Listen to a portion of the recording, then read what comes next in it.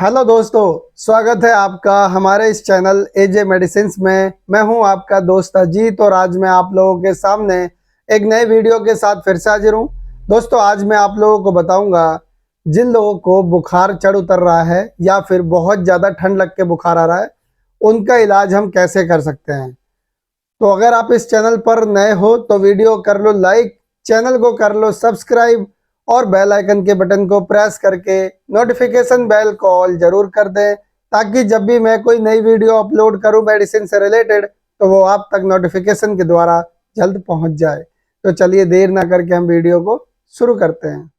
दोस्तों, ऐसे बहुत सारे केस आप लोगों के सामने जरूर आए होंगे जिसमें बहुत लोगों को ठंड लग के बहुत तेज बुखार आता है, कपकपी होती है शरीर में, या फिर बुखार उन्हें बहुत तेज आता है और बुखार की दवा लेने के बाद बुखार में आराम हो जाता है, लेकिन जैसी दवा का असर खत्म होता है फिर से बुखार चढ़ने लगता है।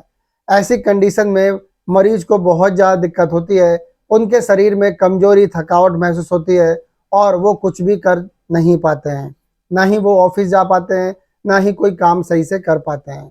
बुखार की वजह से शरीर टूटता जाता है। ऐसे में डॉक्टर की परेशानी और बढ़ जाती है कि आखिर दिक्कत क्या है। ऐसे में फिर ब्लड टेस्ट करना ही जरूरी बनता है। लेकिन मैं आपको बता दूं, इसका एक बेस्ट ट्रीटमेंट मैं आपको बताऊंगा जिससे 1 से 2 दिन में ये प्रॉब्लम पूरी तरीके से ठीक हो जाएगी। वो ट्रीटमेंट कौन सी होगी, उसमें कौन कौन सी दवाएं यूज होंगी, उन दवाओं को कैसे लेना होगा, अगर बच्चों को देना है तो बच्चों को कैसे दे सकते हैं, और इसके अंदर ये जो दवाएं यूज होंगी वो कितने रुपए की आएंगी, ये सारी जानकारी मैं आपको इस वीडियो के माध्यम से दूंगा।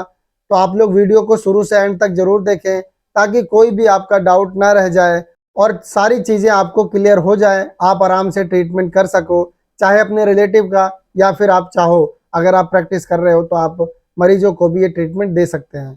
तो दोस्तों, सबसे पहले मैं शुरुआत करना चाहूँगा कि आखिरकार क्यों होता है बुखार, क्या कारण है बुखार होने के। दोस्तों, बुखार होने के कई कारण है। बैक्टीरियल इन्फेक्शन हो जाता है फेफड़े में, उसके बाद भी बुखार आता है। यूरिन इन्फेक्शन की प्रॉब्लम होती है, उसमें भी बुखार आ जाता है। किडनी से रिलेटेड प्रॉब्लम होती है, उस कारण भी बुखार आता है।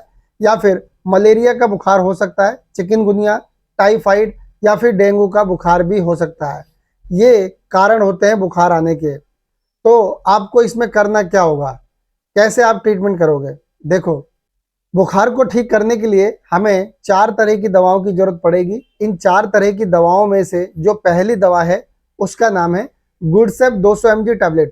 गुडसेप 200 mg टैबलेट एक एंटीबायोटिक मेडिसिन है जिसका इस्तेमाल बैक्टीरिया के कारण होने वाले इन्फेक्शन के इलाज के लिए ही यूज किया जाता है।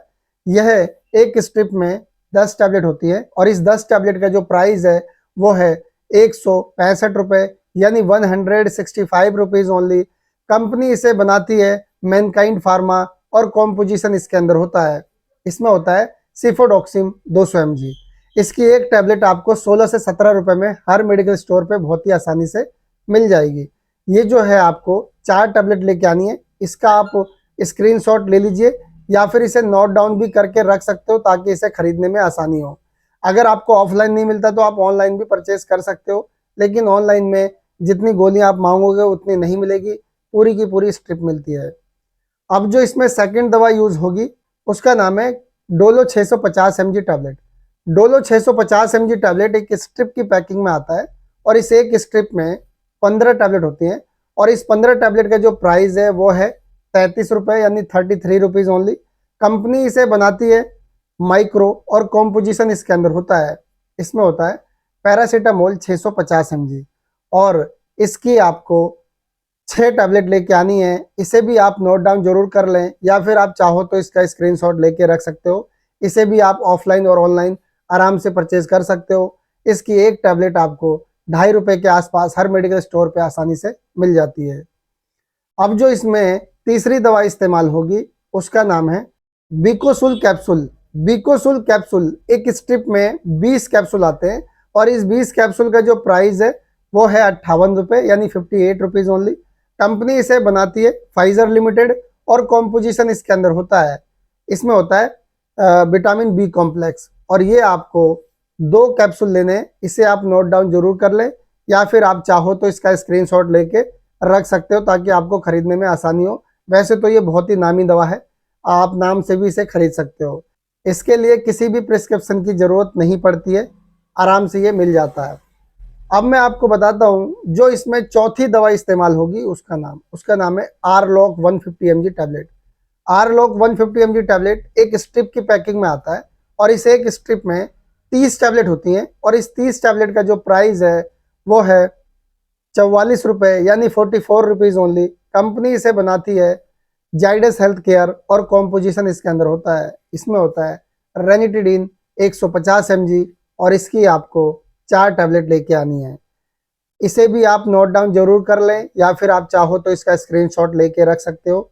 इसे भी आप ऑफलाइन और ऑनलाइन दोनों तरीके से खरीद सकते हो। इसका जो एक टैबलेट है वो 1 से 2 रुपये में आपको हर जगह मिल जाता है और बीकासुल भी आपको मैंने बताया 2 से 3 रुपये में हर मेडिकल स्टोर पे आसानी से मिल जाता है। ये चारों दवा आप मेडिकल स्टोर से ले आइए। अब मैं आपको बताता हूँ इन दवाओं को लेना कैसे होगा। देखिए, गुडसेफ 200 mg टैबलेट और आरलॉक 150 mg टैबलेट, इन दोनों को सुबह शाम एक एक टैबलेट लेनी है खाना खाने के बाद पानी के साथ। और जो डोलो 650 mg टैबलेट है वो सुबह, दोपहर और रात इन तीनों टाइम पे लेना है पानी के साथ।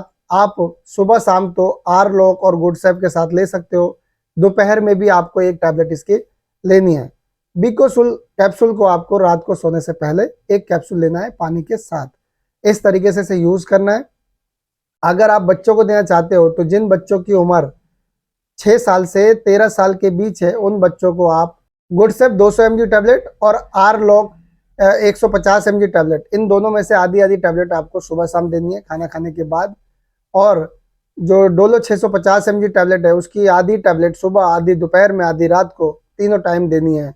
और बीकोसुल की ज़रूरत नहीं है उन्हें, अगर ना भी दो तो कोई दिक्कत वाली बात नहीं है। इस तरीके से आप बच्चों का भी बुखार ठीक कर सकते हो। अब अगर किसी को बहुत ज़्यादा ठंड लग के बुखार आए तो ऐसी कंडीशन में क्या करना चाहिए? शरीर में अगर कपकपी हो तो ऐसी कंडीशन में आपको परेशान नहीं होना है, ये दवाएं तो चलेंगी ही चलेंगी। इसके अलावा एक दवा और आपको लेके आनी है, लारिगो टैबलेट लेके आनी है आपको। आप स्क्रीन पे देख पा रहे होगे, इसकी 2 टैबलेट लेके आनी है। लारिगो जो टैबलेट है वो आपको एक स्ट्रिप की पैकिंग में देखने को मिलेगा और इस एक स्ट्रिप में 10 टैबलेट होती हैं और 10 टैबलेट का जो प्राइस है वो है 13 रुपये।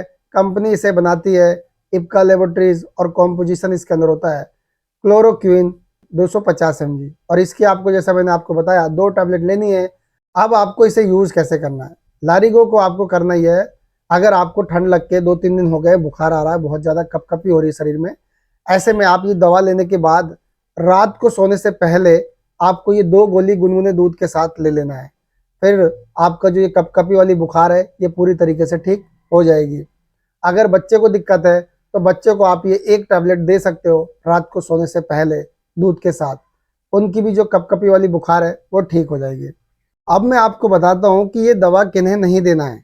5 साल से कम उम्र के बच्चों को ये दवा नहीं देनी है और क्लोरोक्विन यानी कि लारिगो टैबलेट प्रेग्नेंट महिला को नहीं देना है। इस बात का आपको खास तौर पे ध्यान रखना है। अगर किसी को डेंगू बुखार हो रहा है, अचानक बहुत तेज बुखार चढ़ता है, फिर उतरता नहीं जल्दी, ऐसी कंडीशन में आपको हमेशा डॉक्टर से ट्रीटमेंट लेना चाहिए।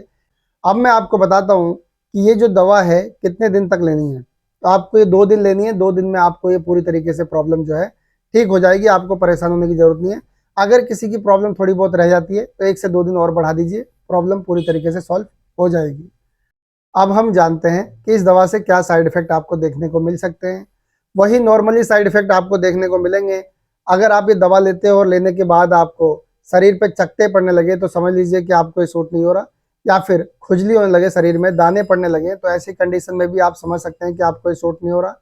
पतले दस्त होने लगे तो भी आप समझ सकते हैं कि आपको ये सूट नहीं हो रहा, या फिर आपको चक्कर आने लगे तो भी आप समझ सकते हैं कि आपको ये सूट नहीं हो रहा है। और जब ये दवा सूट ना हो तो इस दवा को रोक दें और अपने नज़दीकी डॉक्टर से एक बार जरूर मिलें। कोई भी दवा यूज़ करने से पहले एक बार डॉक्टर की सलाह जरूर लें। आई होप कि आपको ये वीडियो पसंद आई होगी। तो आज के लिए इतना ही। कल फिर मिलूंगा एक नई वीडियो में एक नई जानकारी के साथ। तब तक के लिए मुझे इजाज़त दीजिए। नमस्कार।